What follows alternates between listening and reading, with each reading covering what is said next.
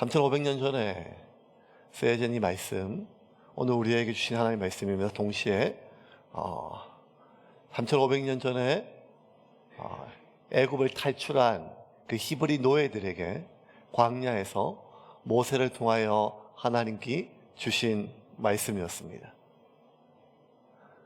하나님의 백성이 되기 위해서 애굽을 떠났던 히브리 노예들이 하나님을 위해서 한 일의 첫 번째가 무엇인가 하면 하나님의 형상을 만드는 것이었습니다.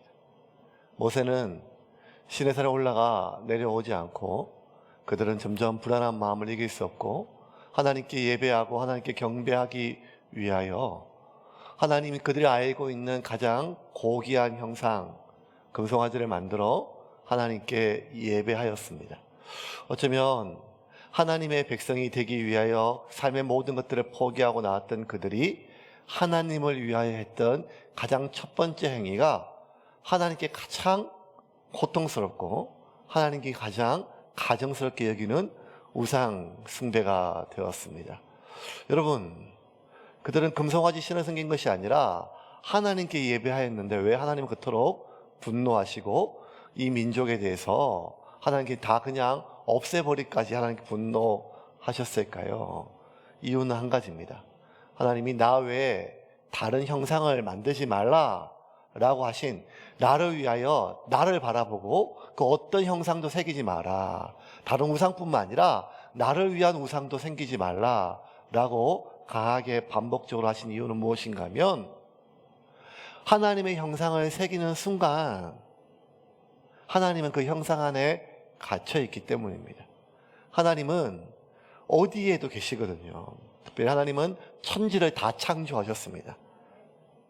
하늘과 땅 뿐만 아니라 하늘과 땅 아래에 있는 우리 모든 우주 안에 공간 안에 시간 안에 물질과 비물질적인 모든 곳에 하나님이 그것을 창조하셨고 하나님이 창조하신 그 피조물들 속에는 하나님의 흔적이 있습니다. 하나님은 어디나 있습니다. 하나님은 어느 곳에나 계십니다. 그런데 하나님의 형상을 만드는 순간 사람들은 그 형상 밖에서는 하나님을 보지를 못합니다. 그 형상 앞에서는 하나님께 예배하고 그 형상 앞에서는 경건하게 살고 그 형상 앞에서는 하나님을 의식하며 살지만 그 형상이 보이지 않고 그 형상이 만져지지 않는 곳에서는 하나님이 없는 것처럼 하나님이 느껴지지 않는 것처럼 하나님을 의식하지 않은 채 살아가기 때문입니다. 하나님이 천지를 창조하셨다는 말은 이 모든 것이 내가 직접 창조하신 것이고 그리고 그 모든 피조물 속에는 나의 흔적이 녹아 있다는 것입니다. 그러므로 너희들은 무엇에 있든 그것이 교회든 집이든 어디든 심지어 절간이라 할지라도 내가 이곳에 임재하고 있다는 사실을 기억하고 나를 의식하고 살아가라는 말씀이 하나님의 뜻이었습니다. 그럼에도 불구하고 이 400년 동안 히브리 노예들이 애굽의 노예로 살면서 그렇게 끊임없이 하나님의 이름을 듣고 또 하나님의 백성이라고 하는 정체성을 가지고 태어나고 살았음에도 불구하고 하나님을 믿고 섬겼음에도 불구하고 그들은 하나님을 본 적이 없고 하나님을 만져본 적이 없었습니다. 우리가 볼 수 없고 보지도 못하고 만지지도 못하는 그 하나님의 약속 하나만 믿고 그들은 400년 동안 살았던 모든 삶의 터전을 떠났던 것입니다. 비록 노예의 신분이긴 하나 애굽에서는 마실 물, 마르지 않는 나일강이 있었고 그리고 굶주리지 않는 양식이 있었던 그 애굽의 삶을 다 포기한 채 나무 한 그루, 풀 한 포기는커녕 우물 하나 없는 아무것도 없는 빈 광야로 그들의 삶을 완전히 떠났던 것은 하나님 약속 하나, 모세를 통해서 주신 하나님의 약속, 젖과 꿀이 흐르는 땅으로 너희들을 인도하고 내가 너희들의 하나님이 되고 너희들은 이제 내 백성이 되리라고 하는 하나님의 약속 하나 붙들고 그곳에 왔었습니다. 여러분 결혼하실 때 어떻게 프로포즈 받았습니까? 뭐 프로포즈 없이 그냥 지나다 보니까 벌써 살고 있는 분도 있지만, 예, 또 뭐 프로포즈 할 때 반지도 있고 뭐도 있지만 우리 속에 그 반지 보고 결혼하기보다는 이 사람이 어떤 사람인지 확신이 들어야 결혼할 수 있는 것 아니겠습니까? 왜냐하면 그냥 뭐 옷 한 벌 사고 그냥 뭐 한 달 기분 나쁜 게 아니라 어쩌면 잘못 선택하면 평생이 다 꼬일 수 있는 삶이니까요. 그러면 앞에 있는 사람이 아무리 뭘 얘기를 해도 내가 당신 손에 절대로 물 묻히지 않게 해줄게, 예, 고무장갑 사줄게, 뭐 이런 말 말고, 막 고생시키지 않을게 이런 말 말고, 눈에 보지도 않고 아무런 의미도 없는 고생시키지 않게 행복해줄게 이런 거 말고, 통장에 얼마 찍힌 걸 가져오란 말입니다. 이게 명확하게 뭐가 찍혀 있는지를 봐야, 우리가 눈에 보이는 뭐가 있어야 확신할 수 있는 거 아니겠습니까? 가끔씩 또 뭐 이렇게, 여러분 그거 어쩌면, 예, 우리가 아무리 믿음의 사람이라도 자꾸 눈에 보이는 뭔가가 필요한 것 아니겠습니까? 예, 저도 결혼하기 전에 경상북도 상주원 함창면에 그 돛질 내과라고 하는 내과가 있었거든요. 그래서 저희 집사람을 불러오게 하고 동네 아저씨 125cc 오토바이를 빌려가지고 뒤에 태우고 그 내과를 쭉 달리면서 뭐라고 하겠는가 하면, 저기 있는 저 하천 천방에 있는 논이 우리 거다. 예, 무슨 50년 전에도 아니고 그렇게, 예, 그러니까 저 논이 우리 거, 사실은 정확하게 얘기하면 우리 거였었죠. 예, 어머님이 빚보전을 잘못해서 딴 사람한테 넘어갔는데 저 논이 우리 거다 이렇게 얘기하니까, 예, 집사람이 그냥 결혼해 주더라고요.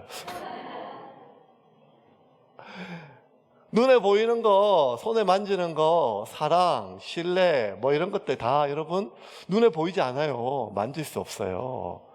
근데 그걸 걸고 눈에 보이지도 않고 만질 수 없는 그것을 내가 믿고 내 인생을 거는 것은 참 쉬운 일이 아니거든요. 더군다나 내 한 몸이 아니라 내 가족이 딸려 있잖아요. 이러면 이것만큼 힘든 일이 어디 있겠어요.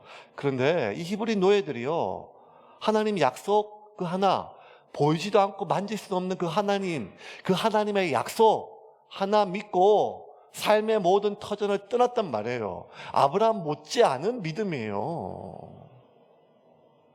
그럼에도 불구하고 날마다 의심이 드는 거예요. 걱정이 되는 거예요. 그냥 좀 가면 뭐가 좀 나무도 보이고, 좀 가면 풀도 좀 있고, 젖과 꿀이 흐른다고 하는데 조금 가면 뭐라도 시내라도 좀 보여야 그들이 조금 안심을 갖고 안심을 하고 또 희망을 걸고 계속 나아갈 수 있는 것 아니겠어요? 근데 아무것도 여전히 없으니까 불안하죠. 모세는 하나님은 우리와 함께 하신다고 얘기하는데 그것도 잘 모르겠어요. 그래서 어쩌면 그들은 보이지도 않고 만질 수도 없는 그 하나님이 우리와 함께 하신다는 것을 뭘로 확인받으려고 하는가 하면 하나님의 흔적이었어요. 하나님이 우리와 함께 하고 있다는 증거, 하나님의 흔적, 그거라도 붙잡아야 되거든요. 근데 그 하나님의 흔적은 그냥 일상적이고 그냥 자연적인 거 말고 신기한 것, 놀라운 것, 오직 하나님 한 분 외에는 설명할 수 없는 무언가 그런 것이 있어야, 눈에 보이지 않고 만질 수 없지만 그 하나님 우리와 함께 하신다는 거 우리가 좀 확인하고 안심할 수 있는 거 아니겠습니까? 그래서 하나님이 그냥 바로 보여주시면 좋겠지만, 죄 많은 이스라엘 백성들이, 인간이 하나님을 보면 바로 타 죽으니까 하나님은 보여질 수도 없고 하나님 만져질 수도 없죠. 봐도 죽는데 어떻게 하나님을 감히 만질 수가 있겠습니까? 하나님은 사실 우리가 볼 수도 없고 만질 수도 없는 그런 분이시죠. 그러니 하나님은 당신의 흔적을 통해서 히브리 민족들을 안심을 시켜주셨어요. 두 가지가 있었어요. 첫 번째가 뭔가 하면 구름 기둥과 불 기둥이었습니다. 출애굽기 13장 22절과 22절 같이 읽겠습니다.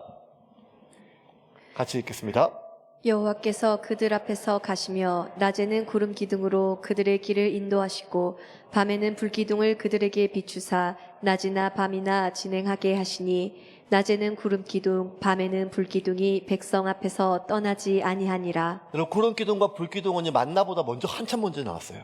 홍해 건너자마자 하나님이 바로 보여주셨어요. 다시 띄워주실래요? 방금 22절. 여호와께서 그들 앞서 가시며 낮에는 구름 기둥으로 그들의 길을 인도하시고 밤에는 불기둥으로 그들에게 비추어 낮이나 밤이나 진행하게 하시니 낮에는 구름기둥 밤에는 불기둥이 백성 앞에서 뭐라고요? 떠나지 아니하니라. 떠나지 아니하니라. 떠나지 않는다는 거예요. 계속 떠나지 않았었어요. 예. 그러니까 하나님 우리와 함께 하시면 상상할 수 있었어요. 왜냐하면 구름기둥, 불기둥 한 번도 본 적이 없고 경험한 적 그 쫙만요, 여러분. 200만 명이 보는 거예요. 200만 명이 보려면요, 여러분. 그게 여러분 얼마나 높이 거대하게 보이겠어요. 여러분 부산에서 지금 제일 높은 빌딩 지금 해운대에 있는 거 여기서 지금 안 보이잖아요. 다 보려면 수백만 명이 다 보려면 얼마나 거대한 하늘까지 닿아 있는 불기둥이에요. 하늘까지 닿아 있는 구름기둥이에요. 그거 볼 때마다 사람들이 놀랐었어요. 이 아무것도 아닌 히브리 노예들, 변방에 오랑캐 불과했던 히브리 노예들이 가나안에 살고 있었던 일곱 족속을 비롯한 수많은 이방 민족을 물리칠 수 있었던 것은요, 사실 세계 7대 불가 사이보다 더 큰 일이었어요. 왜냐하면 히브리 노예들은 무기도 하나 없었고 이미 뭐 이렇게 청동기도 아니라 뭐 아무것도 아니었거든요.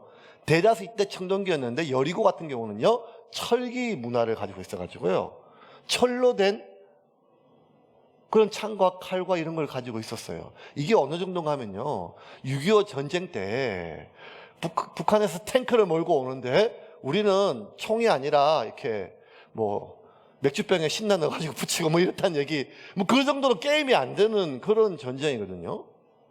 그런데 그 수많은 강력한 무기와 조직된 군대와 전차와 같은 그런 신무기와 철기 문화를 가지고 있었던 여리고나의 수많은 민족들이 이 히브리 노예들을 보고 벌벌 떨었어요. 뭐 때문에 떨었는가 하면 이 구름기둥과 불기둥 때문이었어요. 고대 전쟁은 사기가 되게 중요하거든요. 군대의 사기. 다윗과 골리앗가 서로 나와가지고 장수가 싸웠을 때 뭐 그런 군대 사기가 거의 게임을 결정했는데, 한 번도 보지 못했던 그 거대한 구름기둥이, 한 번도 상상하지 못했던 그런 불기둥이 그냥 그들 앞에 그냥 압도당하는 거예요, 여러분. 골리앗이 키가 커봐야 3m가 안 됐고 3m가 안 됐어, 3m. 그 정도 인간만 한 명만 있어도 그냥 이스라엘 백성들이 간담이 녹아가지고 싸움에 아무도 못 나왔는데, 3m 뭐 그런 게 아니라 수백 미터 높은, 수천 킬로 높은 그런 거대한 불기둥과 구름기둥 앞에 이 가나안에 있는 수많은 강력한 민족들이 다 완전히 압도당하고 벌벌 떨었습니다. 거기 구름기둥과 불기둥이 압도당한 것은 히브리 민족도 마찬가지였어요. 아침에 눈을 뜨니까요, 벌떡벌떡 놀래요. 밤마다 깜짝깜짝 놀래요. 광야의 길이 어디 있어요? 내비게이션은커녕 길도 없고 아무것도 없는데 그들 앞서 가는 거예요. 늘 앞서 한 곳에 가만히 있는 게 아니라 가면 가고 멈추면 서는 거예요. 자기들보다 한 발 앞서 가가지고 자기 길을 인도해 주니까, 여러분 이것만큼 세상 편한 게 어디 있겠어요? 여러분 우리도 인생 보면 결정할 게 많거든요. 이 회사를 그만둬 말어, 다른 장사를 시작해 말어, 가게를 옮겨, 이 사람하고 결혼해, 뭐 이 학교를 보내, 뭐 이 수많은 결정의 순간 속에서 그냥 앞에서 딱딱 결정해 주는데 그것만큼 편한 게 어디 있겠어요? 히브리 민족은 너무 이게 놀랍고 경이로웠어요. 감사했고 그리고 든든했었습니다. 안심이 됐습니다. 어디 가든지 했으니까요. 하나님 우리와 함께 하시면 보였으니까요. 두 번째, 하나님이 내가 너희와 함께 한다는 것을 확신시켜 주신 것이 만나와 메추라기였어요. 여러분, 만나와 교촌치킨이 아니라 메추라기였어요. 한번 볼까요? 출애굽기 16장 12절부터 15절입니다. 같이 보겠습니다. 내가 이스라엘 자손의 원망함을 들었노라. 그들에게 말하여 이르기를 너희가 해질 때에는 고기를 먹고 아침에는 떡으로 배부르리니 내가 여호와 너희의 하나님인 줄 알리라 하라 하시니라. 저녁에는 메추라기가 와서 진에 덮이고 아침에는 이슬이 진 주위에 있더니 그 이슬이 마른 후에 광야 지면에 작고 둥글며 서리같이 가는 것이 있는지라. 이스라엘 자손이 보고 그것이 무엇인지 알지 못하여 서로 이르되 이것이 무엇이냐 하니 모세가 그들에게 이르되 이는 여호와께서 너희에게 주어 먹게 하신 양식이라. 15절 이스라엘 자손이 보고 그것이 무엇인지 알지 못하여 서로 이르되 이것이 무엇이냐니 모세가 그들에게 이르되 여호와께서 너희에게 주어 먹게 하신 양식이라. 처음 겪어보는 것입니다. 온 지면에 깔려 있습니다. 거두면 됩니다. 아침마다 기적이었고 눈 뜨면 기적이며 먹을 때마다 기적이었죠. 경이로웠습니다. 하나님이 구름 기둥과 불 기둥은 하나님이 우리와 함께 하심을 확신할 뿐만 아니라 우리보다 앞서서 우리를 인도하심을 확신했습니다.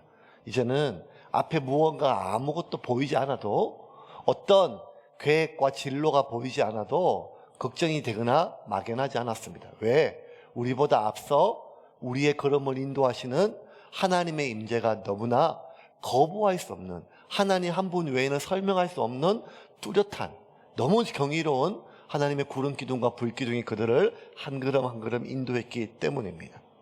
무엇을 먹을까, 무엇을 입을까 염려하지 말라고 예수님께서 그토록 우리에게 기도를 가르쳐 주셨음에도 불구하고 지난 2000년 동안 예수를 믿고 전능하신 하나님을 믿으며 그의 나라와 그의 의를 구하기를 결심했던 수많은 그리스도인들이 지난 2000년 동안 그럼에도 불구하고 가장 큰 걱정과 고민은 무엇을 먹고 살 것인가, 무엇을 해먹고 살 것인가 였었습니다.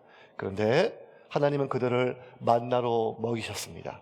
그러니 지금 당장 눈앞에 가나안이 없어도 지금 당장 그들이 딛고 있는 땅이 젖과 꿀이 흐르는 땅이 아니라 할지라도 그들에게는 두렵지 않았습니다. 막연하지 않았습니다. 다음에 가야 할 걸음이 어딘지를 알았고 지금 내가 무엇을 먹어야 될지를 알고 있었기 때문에 그들은 하나님의 그 흔적, 구름 기둥, 불 기둥, 만나로 인하여 그들은 보이지도 않았지만 만져질 수도 없었지만 그 무엇보다 명확하게 하나님이 나와 우리와 함께 하심을 확신하고 안심할 수가 있었습니다. 그렇게 매일매일 만나의 구름 기둥에 불 기둥에 바라보고 경이롭고 놀라워하던 히브리 이 노예들의 눈에 여러분 비늘이 끼기 시작했었어요. 사도 바울의 눈에 끼었던, 사울의 눈에 끼었던 비늘이 예수님을 알아보지 못하게 만든 것처럼 그들이 만나로 배불리 먹고 구름 기둥과 불 기둥으로 편안히 잠을 자는 날이 반복되자 그들의 눈에 비늘이 끼기 시작했어요. 비늘이 끼니까 그전까지 그 놀라고 경이로웠던 것들이 이제는 하나도 신기하지 않고 그냥 자연스러운 것이었습니다. 그저 일상적인 것이 되었습니다. 남다른 것이 아니라 하나님의 흔적이 전혀 느껴지지 않습니다. 오늘 아침 만나를 먹었지만 늘 똑같은 어제도 만나, 오늘도 만나, 내일도 이 만나를 먹을 걸 생각하니까 처음에는 꿀 같고 달았던 만나가 지겹기 시작을 했습니다. 그들은 만나를 먹으면서도 하나님이 전혀 느껴지지 않았고 하나님이 만져지기는커녕 하나님이 우리와 함께 하신 것조차도 그들은 누리지 못하고 찾아볼 수가 없었습니다. 눈에 비늘이 두꺼워지면요 하나님의 기적을 보고 듣고 만지고 살고 있어도 심지어 하나님의 기적을 먹고 있어도 하나님을 찾아보지도 못하고 하나님을 누리지도 못합니다. 여러분 눈에 비늘이 끼면요 젖과 꿀이 흐르는 가나안 땅에 살고 있어도요 나중에 가나안 땅에 입성했던 이브리 민족들이 사무엘에게 구한 게 뭐예요? 우리도 이방 나라처럼 하나님이 아닌 왕을 구하지 않았습니까? 그 하나님 아무 쓸데없다는 겁니다. 우리도 이방 나라처럼 왕이 필요하다는 것이죠. 이것을 봤을 때 여러분 눈에 비늘이 끼면요 구름 기둥 불 기둥 만나 정도가 아니라 젖과 꿀이 흐르는 그 땅에 그 완전히 복의 땅에 약속의 땅에 살고 있어도 그들은 이방을 그리워하고 이방을 부러워하게 됩니다. 우리 사무엘서를 통하여 이거 확인하고 있지 않습니까? 눈의 비늘이 벗겨져야 됩니다. 눈의 비늘이 벗겨져야 하나님의 흔적이, 하나님의 일하심이, 하나님의 함께 하심이 보여요. 그래서 모세는 오늘 3500년 전과 똑같이 오늘 우리에게 선포하십니다. 하나님이 천지를 창조하셨다. 하늘과 땅 아래 있는 이 모든 것을 다 하나님이 창조하셨다는 거예요. 베레시트, 태초에 하나님 목적을 가지고 우리를 창조하셨다는 거예요. 베레시트 엘로힘, 천지를 창조하신 하나님의 엘로힘, 전능하신 하나님이라는 거예요. 그분은 빠라, 무에서 유를 창조하시는 하나님이에요. 그리고 오늘 마지막 그 하나님은 이 천지 모든 만물들을 우리가 숨쉬고 두 발을 딛고 있고 살아가는 이 모든 것들이 하나님이 직접 창조하신 피조물이라는 것입니다. 구름기둥과 불기둥뿐만 아니라 너희가 숨쉬는 모래와, 아니 숨쉬는 모래가 아니죠. 모래가 숨쉬는 공기와 두 발을 딛고 있는 이 모래와 돌멩이 하나까지도 하나님이 창조하셨다는 거예요. 때가 다 만들었다는 거예요. 여러분, 아니 구름기둥 불기둥뿐만 아니라 너희들이 하고 있는 이 모든 것들 다 내가 만들었다, 하나님이. 그리고 그 모든 것들은 나의 흔적이 있다는 거예요. 그러므로 너희들은 어디에 가든지 간에 무엇을 하든지 간에 너희는 지금 내 안에 있다는 것을 의식하라는 거예요. 나와 함께 있다는 것을 의식하라는 거예요. 잊지 말라는 거예요. 내가 너희들이 어디에 가든지 무엇을 하든지 어떤 상태든지 간에 지금 너희들은 나와 함께 있다는 사실을 망각하는 순간 우리는 하나님의 백성이 아닌 이방 것들을 부러워하고 비교하게 됩니다. 여러분, 비교하는 순간 지옥문이 열려요. 비교하는 순간 지옥문이 열려요. 비참함이 열려요. 비교하는 순간 우리는 나보다 잘나고 하여간 멋있어 보이는 수많은 것들을 보는 순간 우리는 그 순간 초라해지고 우리는 그 순간 불안해지기 시작합니다. 하나님은 너희들이 살아가는 모든 순간순간마다 그 어느 것이든 어떤 상황이든지 간에 내가 너희와 함께하고 있음을 의식하기를 원하시고 천지 모든 만물을 하나님이 창조하셨음을 우리에게 이야기하고 있습니다. 하지만 이스라엘은 모래와 돌, 해와 달을 이런 것들을 보고 하나님을 느끼기는커녕 구름기둥을 보고도 불기둥을 보고도 만나를 씹으면서도 더 이상 경이롭지도 않고 신기하지도 않고 하나님의 임재도 하나님의 함께하심도 느낄 수가 없었습니다. 그들에게 더 신기한 게 필요했습니다. 구름기보다 더 신기한 것, 만나보다 더 필요한 것, 그들의 욕구를 충족시킬 수 있는 무언가 새로운 것이 필요했습니다. 더 놀랍고 신기한 것이 필요한 히브리 노예들에게 하나님은 뭐가 있으면 이 사람들 놀랄까요? 나야가라 폭포를 한번 빵 보여주면요. 네. 아니면 스타벅스를 하나 올려가지고 그냥 아이스 아메리카노 하나 한번 뭘 먹으면, 뭘 보면, 뭘 마시면 그 구름기둥보다 불기둥보다 만나보다 하나님을 느낄 수 있을까요?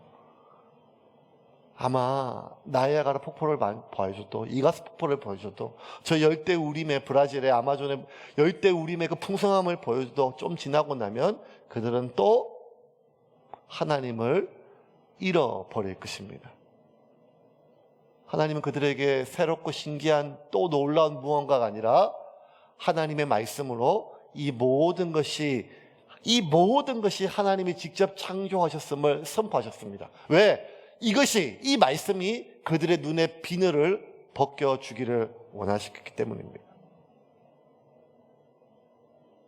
히브리 노예들에게 필요한 것은 더 놀랍고 신기한 기적이 아니라 그들의 두꺼운 눈의 비늘을 깨뜨리는 하나님의 말씀이었습니다. 하나님이 천지를 창조하셨다는 말은, 이 모든 것을 창조하셨다는 말은, 우리가 하나님이 창조한 피조물 안에 지금 살고 있다는 말은, 지금 우리가 간절히 기도하고 구하는 그것이 아니라 할지라도, 그것이 눈앞에 이루어지지 않았다 할지라도, 지금 우리 안에 굉장히 욕망되고 우리가 필요한 것, 간절히 간구하는 것, 부르짖는 것, 그것들이 지금 이루어지지 않았다 할지라도 나는 여전히 하나님의 품 안에 있음을 우리가 깨닫게 되는 것입니다. 이 모든 상황이 하나님이 나와 함께 하시고 하나님의 전능하심에 대한 흔적임을 우리가 발견하게 되는 것입니다.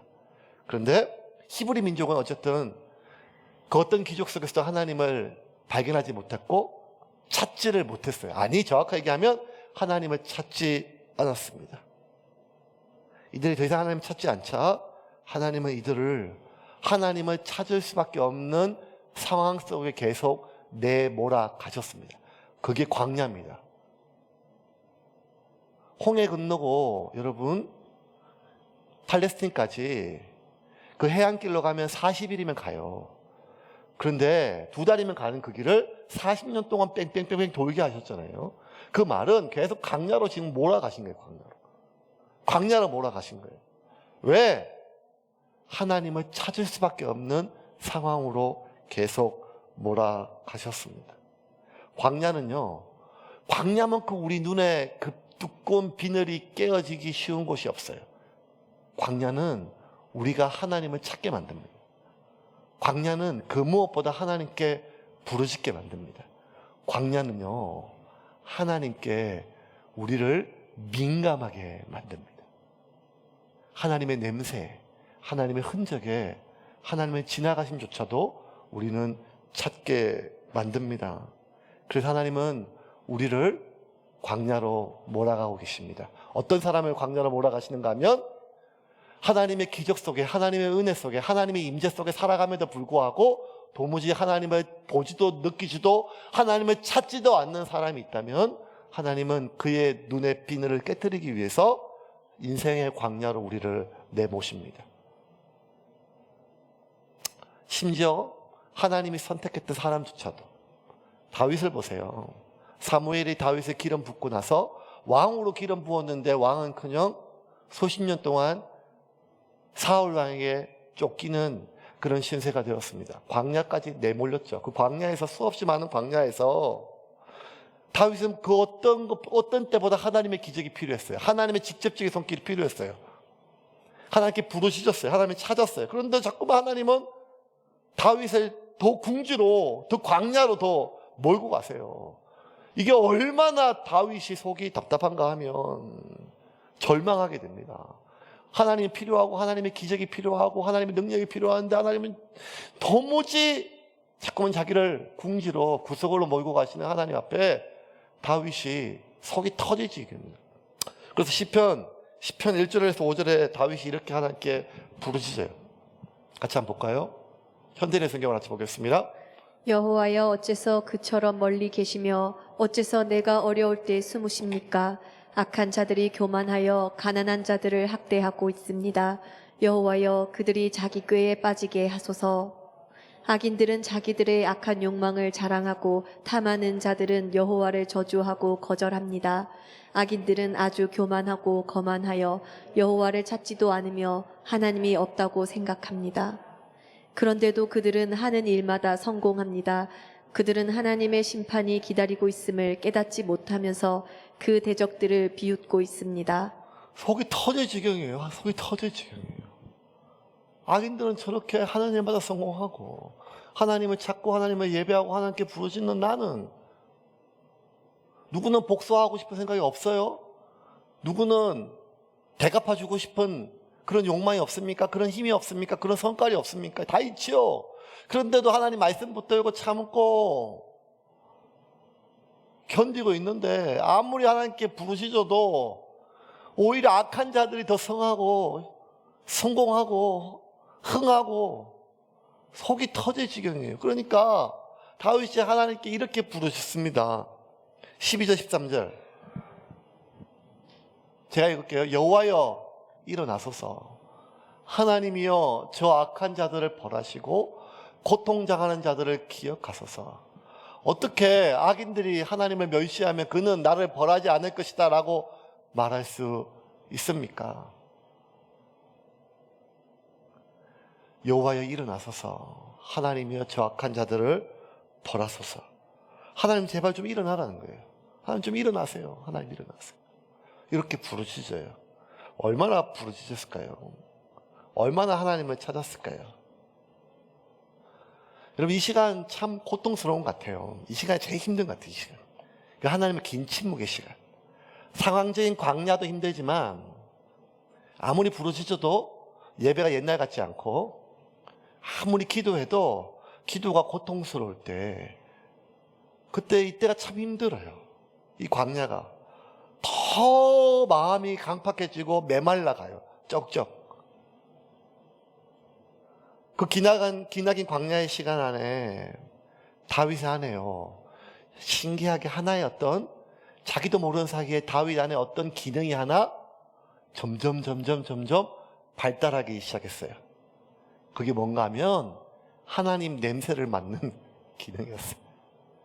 마치 광야 한가운데 피쩍 메말라 붙은 말라 빠진 강바닥에 어떻게 신기하게 다 메말라 받은 강바닥에도 낙타는 물 냄새를 맡고 땅을 축축 파가지고 축축한 땅을 찾아내서 몇 모금의 물을 마실 수 있는 낙타처럼 온 세상 어디도 보이지 않는데 물 냄새를 맡을 수 있는 낙타처럼 다윗은 그 어떠한 상황 속에서도 그 어떠한 사람들 속에서도 그 어떤 탄식과 분노 속에서도 하나님의 냄새를 맡을 수 있는 그 민감한 하나님에 대한 후각이 그 안에 거룩한 능력이 생겼습니다. 매일매일 하나님의 흔적을 찾을 수밖에 없는 상황 속에서 다윗 안에 하나님의 흔적을 찾아볼 수 있는 그 감각이 자라났습니다. 그렇게 다윗 안에 그러한 기능이 개발되자 여러분, 다윗이요, 그 어떤 상황 속에서도 그 누구 안에서도 하나님의 흔적을 알아볼 수 있는 능력이 생겼습니다. 여러분, 이러면요, 우리 안에 놀라운 변화가 일어나요. 그 누구 앞에서도, 그 누구한테도 하나님의 흔적을 찾아볼 수 있다면요. 아니, 무슨, 저 사람 예수 믿어? 예수 믿는 사람이 저럴 수 있어? 저 사람 교회 다녀? 저 사람 목사야? 아니, 목사가 저래? 아니, 목사에게조차 예수의 흔적, 하나님의 흔적을 찾아볼 수 없는데, 아니, 그 악인에게조차도 하나님의 흔적을 찾아볼 수 있다면, 우리 안에 어떤 마음이 생기겠습니까? 안양에 있던 교회에서 같이 있던 부교육자가 있었는데, 그분이 이제, 딸을 둘 낳았는데, 딸 이름이, 그분이 이제 충신대에서 종교음악을 전공하시고, 그래서 하나님께 찬양하는 평생의 소망이 있어요. 그래가지고, 큰딸 이름이 김할렐루야예요. 둘째 딸 이름이 김알렐루야. 세 번째 아들을 낳으셨어요. 그래서 할렐루야, 알렐루야 다 써먹었잖아요. 그래서 아들의 이름은 뭘로 지을게요? 네, 글로리아 이렇게 지었어요. 그래서 그 사모님이 이제 목청이 좀 이렇게 걸걸걸 하시고 목청이 좀 크세요. 그래서 애들은 좀 쥐잡듯이 잡으세요. 근데 애들 이름을 그렇게 지어가지고 할렐루야 이렇게 와. 이게 애들 이름을 잘 지어야겠더라고요. 할렐루야! 그러면서 막 하는데 할렐루야 해놓고 애를 잡는데, 그래서 나중에 한번 물어봤어요. 사모님, 할렐루야라 해놓고 그 성질을 낼 마음이 생겨니까 제일 처음엔 자기도 좀 조심스럽더래요. 근데 좀 지나고 나니까 할렐루야하고 알렐루야하고 글로리하고 화가 나는 걸 어떡하냐요. 예.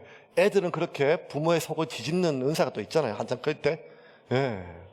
아주 속이 막 뒤집히거든요. 아주 속이 뒤집히니까 진짜 속이 얼마나 뒤집히면 할렐루야를 부르면서도 하나님은 그냥 속이 더 뒤집히겠어요. 이게 인간의 마음이거든요. 예. 여러분, 교회 안에서도 예배 드리다가도 화가 나고, 심지어 여러분, 아니, 설교 듣다가도 오늘 설교 했던 말 또 하고, 저것도 막 화가 나고, 왜 찬양을 막 이렇게 막 맨날 모르는 거 아닌지. 오늘 보니까요, 계속 찬송가 하니까 어르신들이 얼마나 좋아하시는지 제가 보니까. 예, 아는 노래 나왔다, 아는 노래. 찬송가 부르시니까. 그냥 뭐 모르는 노래 나오고 이러면, 찬송가 부르다가도 좀 마음이 화가 다치고, 설교도 그냥 뭐, 하나님 말씀만 전하지 또 왜 목사님이 인간적인 얘기를 하면 이러면 또 막 그냥 화가 나는 게 또 아니겠어요? 예배 안에 있어도. 그런데 그게 아니라 그 누구를 만나도 그 안에 하나님의 흔적을 발견할 수 있다면 그 어떠한 상황 속에 어디에 있다 할지라도 그곳에 하나님의 흔적을 볼 수 있는 그의 감각이 개발되어 있다면 그의 삶이 어떻겠어요? 그런 척박한 광야 생활에서도 경이로움을 유지할 수 있는 능력이 생겼어요. 여러분, 이게 중요합니다. 경이로움을 유지할 수 있는 능력. 인생의 재미는 언제 끊어지는가 하면 경이로움을 잃을 때 끊어져요. 경이로움을 잃으면요. 사무엘하 강해 제속 들으신 분들 아시겠지만 바울이 압살롬의 난을 다 청벌하고 다시 예루살렘으로 갈 때 다윗을 도와줬던 바실레라고 하는 한 노인이 있어요. 그가 나이가 한참 많아요. 그래서 다윗이 그를 보고 같이 갑시다 예루살렘에 할 때 이 바실레가 뭐라고 하는가 하면 제가 나이가 많아가지고 이제 뭘 봐도 즐겁지가 않고 어떤 아름다운 노래를 들어도 들리지가 않고 무얼 먹어도 맛을 모르는데 왕과 함께 예루살렘에 간들 제가 무슨 낙이 있겠습니까?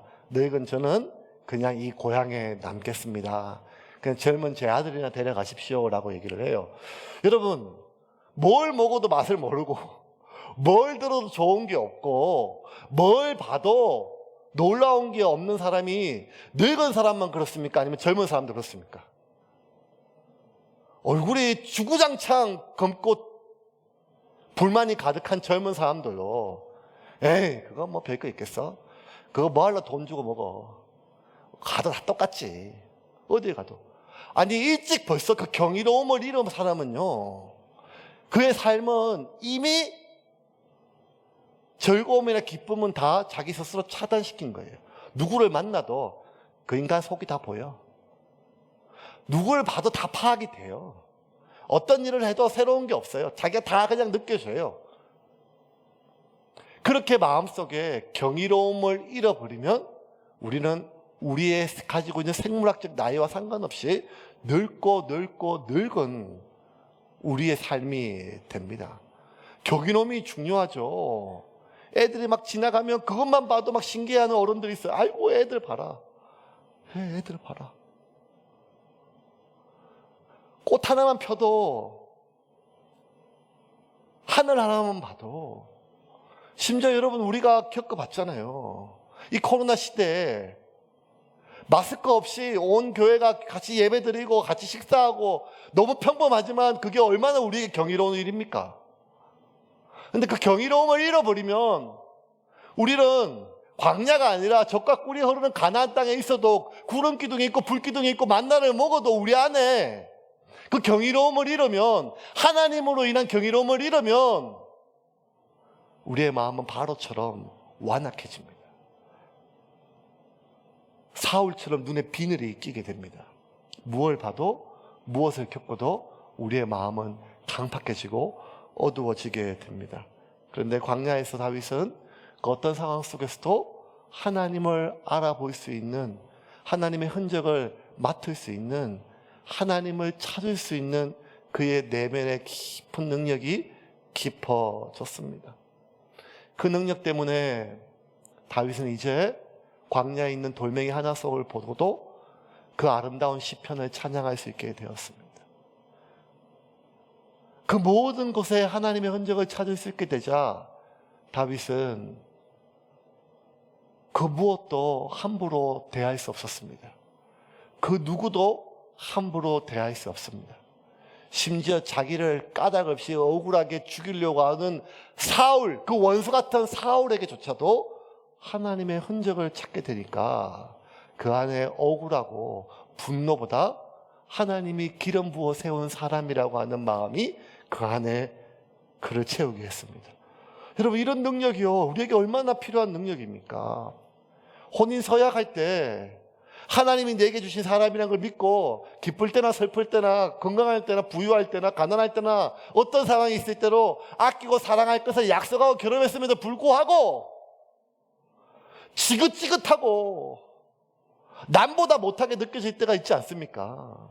내 속고 낳은 자식조차도 그런 마음이 생길 때가 있는데 원수에게조차 하나님이 기름 부어 세운 사람이라고 하는 하나님의 흔적, 하나님의 섭리가 느껴진다면 우리 안에 그 끓어오르는 분노를 잠재우기 위해서 감당할 수 없는 서운함과 배신감 때문에 잠을 이루지 못하는, 나가 무시당하고 존재감이 없고 모멸감을 느끼는 속에서 내가 그 수없이 많은 고통 속에서 이 아픈 마음을 잠재우기 위해서 애쓰지 않아도 우리 안에 하나님의 평화가 찾아오지 않겠습니까?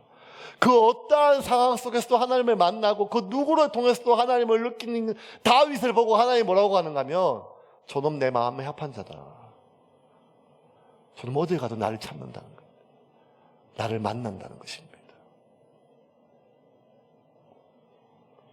그렇게 하나님을 찾을 수 있는 능력이, 하나님에 대한 갈망이 깊어지자 다윗은 세상이 달라졌어요. 똑같은 광야인데요. 방금 전까지 광야에서 하나님 어디 계십니까? 왜 좀 일어나십시오. 어떻게 됩니까? 했던 부르짖던 다윗이 이제는 이렇게 하나님께 기도합니다. 이 말씀 읽고 말씀을 좀 정리하겠습니다. 시편 8편 1절부터 3절입니다. 제가 읽을게요. 여호와 우리 하나님이시여, 온 땅에 주의 이름이 어찌 그리 위엄이 있습니까? 주를 찬양하는 소리 하늘까지 울려 퍼집니다. 주는 어린아이와 젖먹이를 통해서도 주를 찬양하게 하셨습니다. 주의 원수들이 이것을 보고 부끄러워하고 잠잠하게 하소서. 주께서 만드신 하늘, 그곳에 두신 달과 별, 내가 신기한 눈으로 바라봅니다.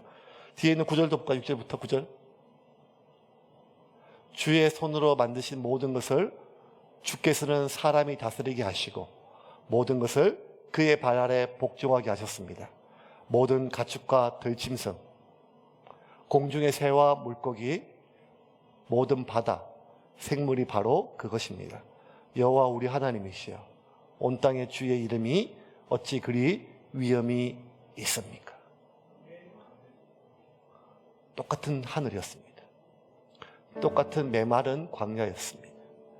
똑같은 황량함이었습니다. 아무것도 없는 그 황량함에는